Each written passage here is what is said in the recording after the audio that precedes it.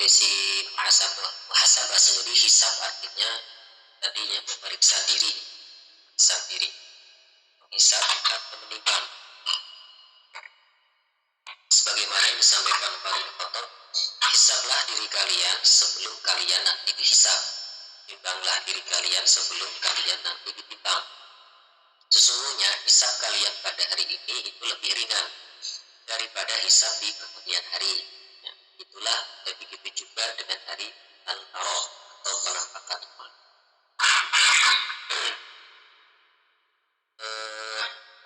Sebelum itu, sebelum dilanjutkan, sebagaimana di awal dulu kita kasih prolog di pembahasan tentang nafsu, pembahasan bab ke-6 tentang nafsu, itu ada begini.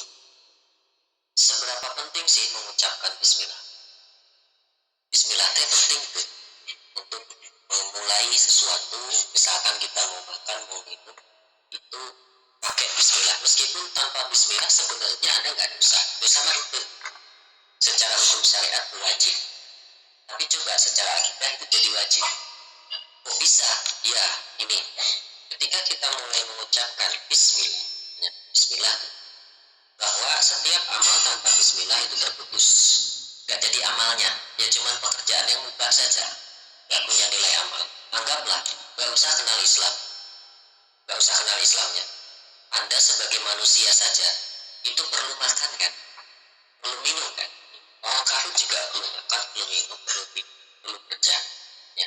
Dengan masuk Islam, mengucapkan bismillah, nah amal yang mubah tadi, itu jadi bernilai pahala. Kok bisa? Nih, berarti di dalamnya ada nilai akidahnya, ada nilai tauhid. Dari mana? Contoh, bisa saya minum bismillahirrahmanirrahim, minum atau makan bismillahirrahmanirrahim. Yang membuat saya kenyang itu makanan atau minumannya? Atau apa? Oh, coba. Ini kita senam otak bikin. Kita makan minum nih. Benar nggak makanan dan minuman itu yang membuat kita kenyang dan lepas dahaga? Benar nggak?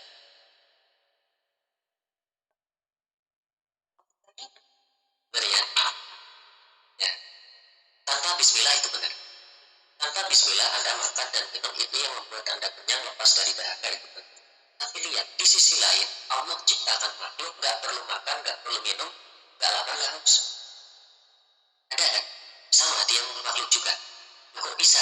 Allah ciptakan dua makhluk yang sama, jenisnya berbeda. Sama-sama makhluk, salah satu sama-sama makhluk, yang satu butuh makan dan minum. Kalau nggak makan dia lapar, kalau nggak minum dia haus. Yang satu lagi butuh makan, butuh minum, tapi kalau selapar tunduk be. So, padahal dua-duanya sama-sama makhluk Allah. Kok bisa?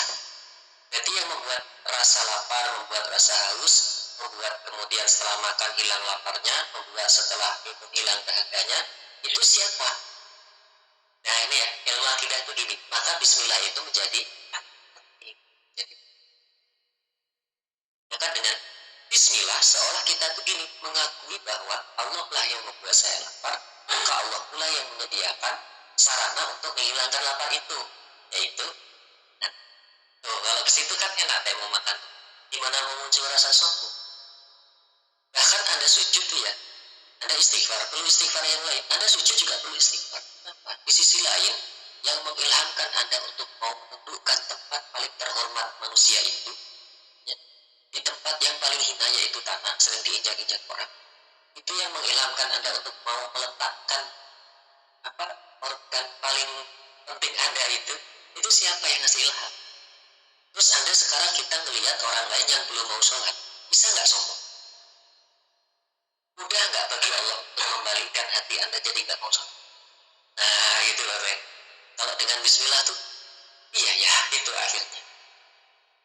Ini kita juga, makanya nanti kalau di alam kubur gimana? Jangan dulu di alam kubur ya, nanti aja di alam. Dulu kita nggak perlu makan minum, jadi janin tuh, jadi bayi juga nggak mati kok Allah yang. Nah itu ya, jadi beriringan berpikir dengan berbagai macam hal. Tapi kan ini hanya dipelajarinya dengan ilmu wahyu ya, pelajari. Ya, bismillah. Nah, minum tuh ada akidahnya gitu maksudnya. Jadi nggak sekedar haus minum, alhamdulillah sekedar, nggak cuma gitu gitu. Sebagai mukmin itu nanti akan banyak perenungan, maka dia akan susah untuk memakan perkara yang haram. So gerak mau makan anu haram atau nek maksiat, Bismillah gerak. Jadi Bismillah lah. Bisa nggak? Nah, itu so gerak mata kan gitunya. Orang maksiat mau mungkin Bismillah. Banyak maling. Resep Allah tuh luar biasa kan, hanya kalimat Bismillah kalau didalami Anda itu terhindar dari maksiat. Nyoba pisang goreng batu misalnya tong dicokotnya yuk dari jatah buat tahunya siap masih yang dikumpulkan apa itu. Nah lihat itu gitu, mana kan diambil gimana? Coba Bismillah dan nolak atau nanti itu oh Bismillah, tapi yang diambil perkara anu lah lilahnya dilarang. Nah itu ya, makanya orang-orang yang puntatnya bilang yang masih suka siap, masih suka pasti jauh dari itu. Terus gimana caranya melepas itu? Maka sholat Bismillah. Tapi kasih tahu Bismillah itu apa? Kalau mau terapi ya, mau terapi orang maksudnya. Sholat Bismillah. Pasti nolak nanti. Iya, Bismillah. Nah, kayak gitu. Itu ya. Jadi maka Bismillah itu jadi penting. Nah, jadi mulai sekarang Bismillah. Bismillah. Kalau belum tahu apa doanya, Bismillah. Yang tadi Bismillah itu dengan menyebut asma Allah yang tadi yang ditanya yang lapar, yang kuat. Itu Allah tuh gitu. Allah perintah sholat, disiapkan airnya kan buat wudhu. Allah nyiptakan paru-paru, disiapkan oksigen. Terus Anda nggak perlu pilih itu biru itu yang biru kan? Padahal di udara itu paling besar kandungannya nitrogen. Tapi pas orang hirup, wah semua oksigen. Nah, itu ya, jadi muhasabah barusan itu bagian dari muhasabah. Memuhasabahi nanti ada muhasabah perkara. Ada orang kok di Madinah sana belajar taruh sebulan 3 bulan nggak beres-beres, nggak beres-beres belum selesai itu sama pakar tafsirnya apa sih mak? Tapi emang dalam teh. Jadi kalau di sana belajar tafsir itu tinggal masuk aja mesin baginya dia tadi ada pojok tafsir, ada pojok hadis, ada pojok syirah, ada pojok tinggal pilih aja mengerti bahasa. Saya kamari tadi itunya pura-pura ya ada saya Soleh Al-Utsaimin lagi ngasih kuliah ke mahasiswa santrinya masih jalan itu sampai pengajar itu nggak kelihatan cuma kursi khusus kan itu masih perhatikan kiri nulis nangis dari kanan ke kiri lihat sebelah kiri nulisnya dari kanan ke kiri yang coba baca dengar lah dia terjemahan anak jadi kitabnya gini teh Quran sebelahnya tuh kosong. Nah, coret-coretnya juga pakai bahasa Arab itu masalah kan sebenarnya khususnya kalau murid-murid kuliah tuh denger itu enak cuma nggak ngerti tapi itu ya di antara pojok-pojok itu tuh pojok yang paling banyak mahasiswanya belajar ada orang bisa orang bisa si setting arti gitu. Jadi kalau di sana itu hasilnya masjid. Nah itu ya, jadi bagian dari muhasabah itu kayak tadi itu sampai ucapan Bismillah pun itu bisa kita muhasabah. Kita perlu bantuan tafsir. Bismillah itu sesuatu yang. Nah, muhasabah itu ada 2 perkara. Muhasabah itu dimasuk ke muhasabah itu ada 2 perkara. Pertama muhasabah sebelum beramal, yang kedua muhasabah setelah beramal. Nah, yang tercakup dalam muhasabah sebelum beramal itu hendaknya seseorang sebelum beramal itu muhasabah dulu. Apa yang harus dimuhasabahi? Setidaknya ada 4 hal. Jadi yang termasuk muhasabah sebelum beramal itu ada 4 hal. Yang pertama, Anda mau mengerjakan sesuatu nih, ya, Anda mengerjakan sesuatu, muhasabah, tanya perkara syariat, iya atau haram, terakhir.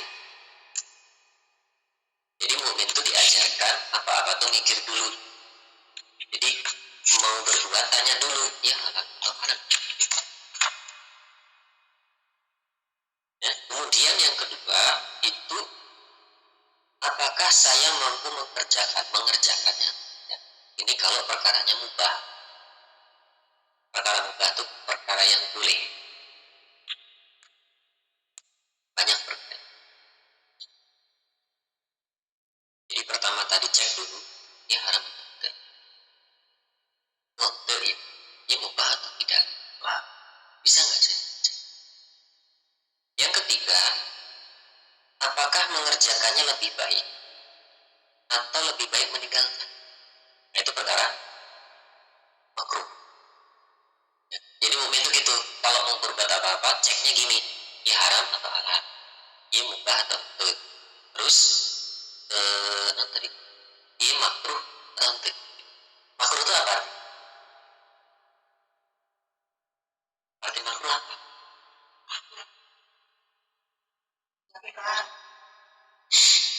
Biasa kita kan juga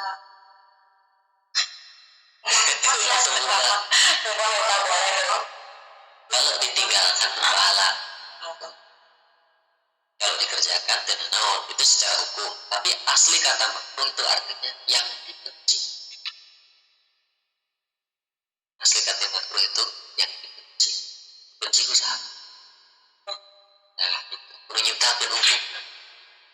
Di makruh itu adalah perkara yang dibenci. Harusnya buat seorang mukmin makruh itu sudah menjadi sesuatu hukum yang cukup untuk dilakukan. Ya, kalau ngaku mahabbatullah, ngaku cinta Allah, ya kan? Apa namanya? Seorang anak cinta kepada ibunya, cinta kepada bapak ibunya itu nggak suka, misalkan nggak suka dengan film, ya. Terus anaknya tega nggak untuk bukti cintanya anak ke orang tua, film itu dibenci, dia pasti nggak. Kenapa? Karena orang tua saya benci, sedangkan saya cinta. Ya, ya sedangkan gini, saya pengen mengharapkan cintanya Allah, terus Allah tuh nggak suka sesuatu itu. Maka sebagai seorang mukmin kuduna kumaha melihat yang makruh. Nah, Allah terus sampai ya, saya cinta kamu. Nah, gitu. Ya, makruh itu artinya sesuatu yang dibenci. Nah, kemudian yang terakhir itu setelah yang makruh tadi kejawab, jika lebih baik mengerjakan, apakah ini didorong karena Allah atau mengharapkan ujian dan dunia? Nah, itu terakhir. Lumayan ya mikirnya kalau mau mengerjakan sesuatu.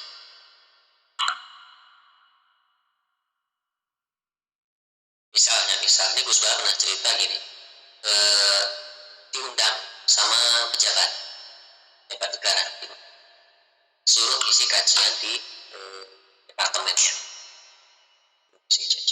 Ya, Gus Bah mikir, ya mana itu? Kalau ngajinya kan syariat, ya. Ulang tuh loh, ngajar itu kan syariat.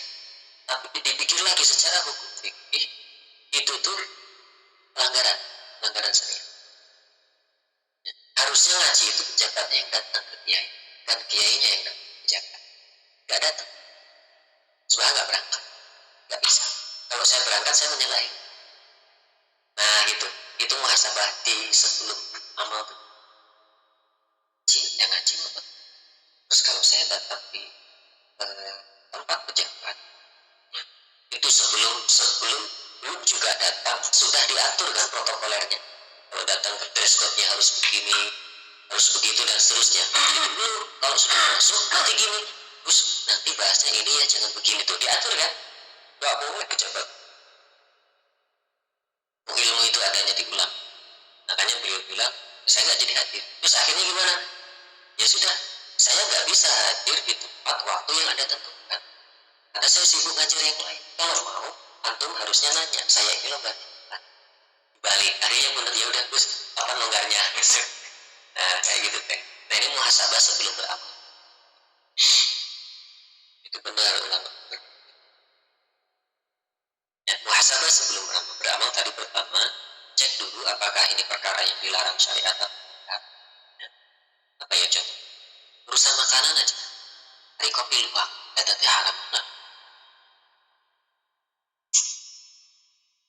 Oh, kopi luwak tuh halal Mochi kopi luwak aku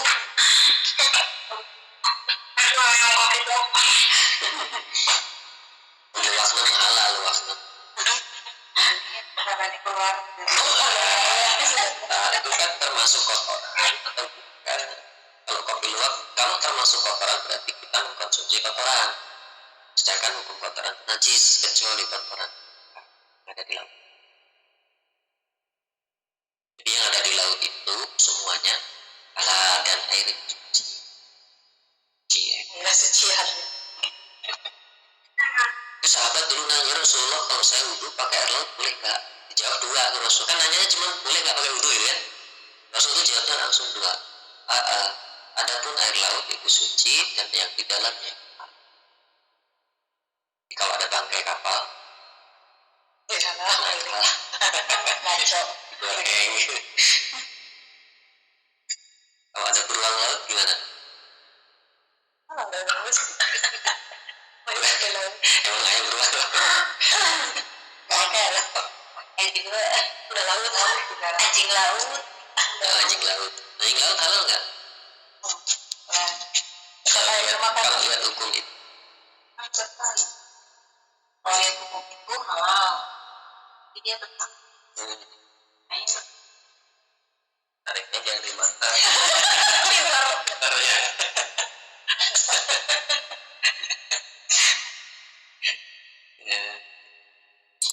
ini kata Rasulullah gitu air laut itu suci artinya bisa dipakai mandi bisa dipakai wudhu kalau diminum ya nggak sehat air garam itu kok asin anda semakin minum semakin haus dehidrasi cuman kata Rasul berikutnya tadi apapun yang ada di dalamnya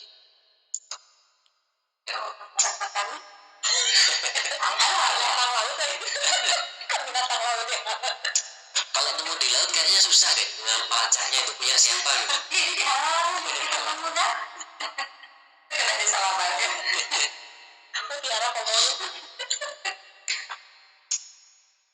di lautnya kacitanya maksudnya teh yang untuk wilayah dan kasih kita juga artinya yang semuanya keuntungan diambil dari laut tentang nelayan itu ikan berjuta-juta ton nggak pernah habis ya.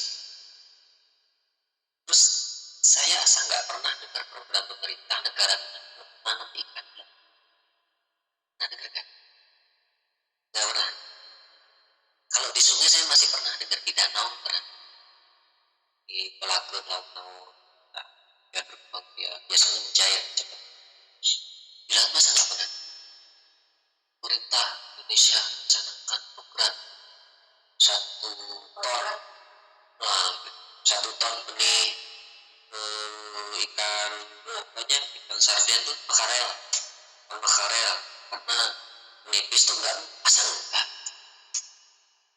diambilan tiap hari enggak pernah habis bahkan stoknya terus melimpah terus gitu aja nyerobot kata Rasulullah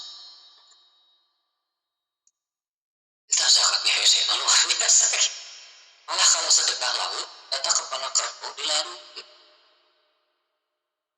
ya gitu loh jadi itu sedikit pembahasan tentang jadi muhasabah itu bagiannya kayak bagian-bagian begini muhasabah jadi bahas apa tentang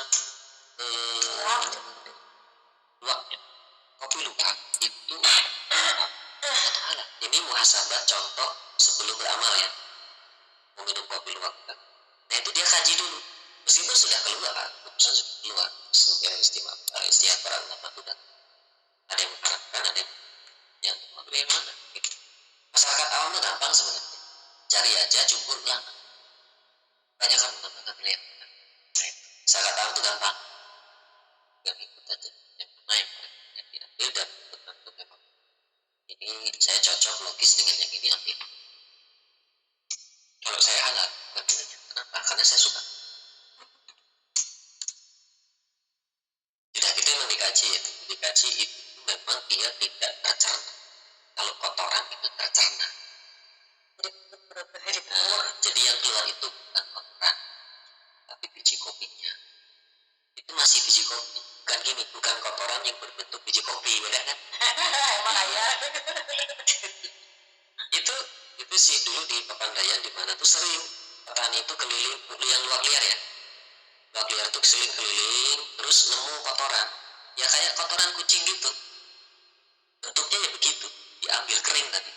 Terus di kayak di steam gitu di air terus nanti dibersihin diangkat kok biji kopi bukan kotoran kan kalau tercerna ya kotoran 5 biji nah gitu teh di antara kajiannya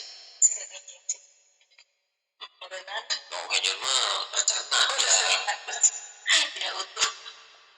Sumpah.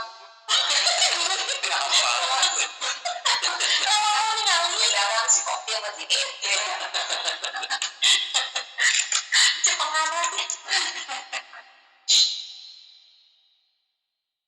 banyaknya luar makan genjer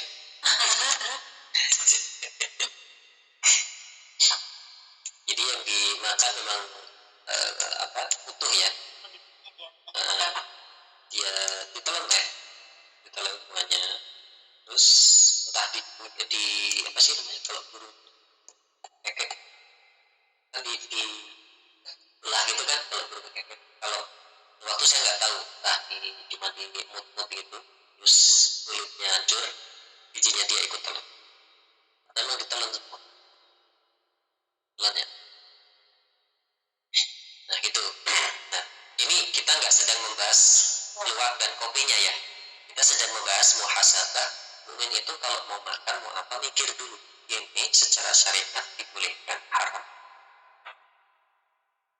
jadi mukmin mah apa teh pikirnya itu gitu ribetnya memang ribet jadi mukmin ada kalimat berikutnya nanti ad-dunya sijnul mu'minin wa jannatul kafir tahu gak? Ad-dunya sijnul mu'minin dunia itu ada penjara bagi orang beriman dan wa jannatul kafir surganya oh kayak penjara rumah penjara terbebas segala dibatasi terus ada tugas yang harus dikerjakan ya dunia itu sijnul jangan jadi orang beriman banyak aturan ya memang demikian maka nanti begitu kita ya jangan mu'min tapi begitu orang kafir mati si jenul kafir dulu pernah ada sahabat Nabi orangnya meninggal masih kecil karena dia sedih terseduh-seduh nangis gak sembuh-sembuh sedihnya datang Abu Hurairah terus orang tua ini nanya wahai nasihati laku Abu Hurairah cuma bilang aku pernah lihat orang yang jahat artinya jadi tawanan perang tuh jadi tawanan perang yang nggak boleh ini nggak boleh itu semuanya serba sangat dibatasi bahkan dia disiksa sampai kelaparan dan seterusnya terus tahu nggak setelah dia itu ternyata dibebaskan dari tahanan dia terbebas dari semua tekanan terbebas dari semua berarti bolehkan dengan kata Abu Hurairah ya si jenis amin wajah ini belajar nah anakmu itu orang beriman sekarang hari ini dia itu pas dari wajah dia ini karena orang tuanya langsung jadi anakmu sekarang bahagia ya sembuh deh sembuh sedihnya ini bisa jadi nasihat apa kamu sedih sedangkan anakmu yang meninggal itu dia bebas di sana dalam naungan ya diumin gitu ya pertama cek dulu secara syariat apa-apa saya yang memang begitu. Terus kalau muka saya mampu atau enggak yang mengerjakannya juga harus dibahas. Kemudian kalau mengerjakan yang makruh tadi, enggaklah makruh ya, ini tuh lebih baik ditinggalkan atau lebih baik kalau Allah ternyata membenci, lebih baik makruh itu kan yang dibenci. Terakhir, jika lebih baik mengerjakan perkara sunnah itu ya, jika lebih baik dikerjakan, saya mengerjakannya ini karena dorongan nafsu atau karena perintah Allah. Saya pengen dipuji manusia, saya pengen mendapat balasan dunia, atau karena niatnya karena itu Allah. Nah itu, jadi mikir terus deh. Gitu. Tapi begini, ada nasihat di kitab Tanbihul Ghafilin. Ada orang gini loh, ini sudah selesai dibahas di kitab para ulama terdahulu sudah selesai. Ada orang mau mulai ke masjid, hatinya mau masjid, akhirnya pergi ke masjid. Tahu nggak? Kitab Tanbihul Ghafilin membahas ini. Itu pada yang tadi itu mau ke masjid, aku teriak, akhirnya nggak jadi berangkat ke masjid. Nah, itu bagian dari yang mana maksudnya yang bagian dari yang nggak jadi berangkat itu gitu, karena takut disebut ya itu ya. Ya, justru harusnya Anda berangkat aja, tinggal tanya niat karena Bismillah karena orang puji terserah, orang mencaci terserah, anggap aja ember jatuh kayak kalau kata nah kalau dengeran berjatuh biasa aja kan. Gitu maksudnya. Jika Aki mau bilang berjatuh benar, ada cacian, ada bagian dari yang saya maksud.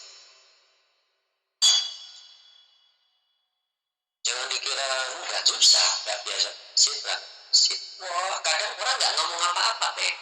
Motifnya keluar yang tadi.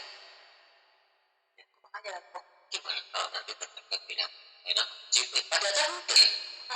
Saya ngomong hanya dalam lintasan pandangan orang hayalan. Akhirnya terjadi padahal tetangga apa cuek perhatikan. Itu setan itu selalu masuk dari wilayah sih. Laut, kalimat laut.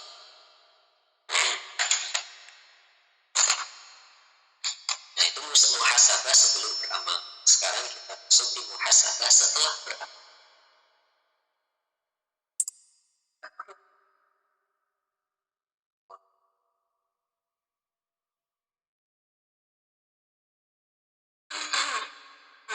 Nah, khas pekerjaan setan yang kedua ya, muhasabah setan.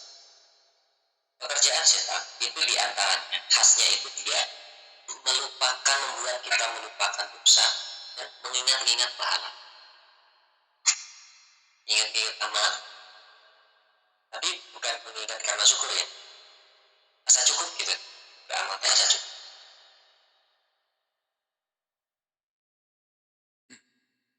Itu khas setan itu, dia membuat kita mengingat-ingat pahala tapi lupa dosa. Tapi buat kita juga terlalu banyak ingat dosa juga salah, terlalu ingat banyak pahala juga salah. Nah, kalau terlalu mengingat dosa, akhirnya kita nggak lupa bersyukur. Tapi kalau terlalu ingat banyak pahala, coba istighfar. Tinggal kalau rumusnya ini tinggal dibalikin aja. Kalau merasa diri sudah tahajud sudah, sholat sudah, sudah, ujian sudah, istighfar sudah, sholat wajib sudah, cukup, cukup. Nah, itu tanda tuh. Ya, balik tuh. Ingat-ingat dosa. Nah, itu nanti akan turun egonya. Itu muncul istighfar. Nah, caranya gitu. Misalnya gitu.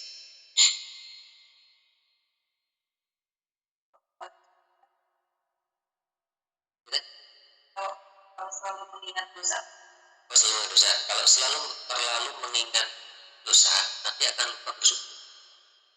Nah, resepnya, kalau ingat dosa sangat banyak, kemudian sampai muncul sedih itu, ingat bahwa Allah Maha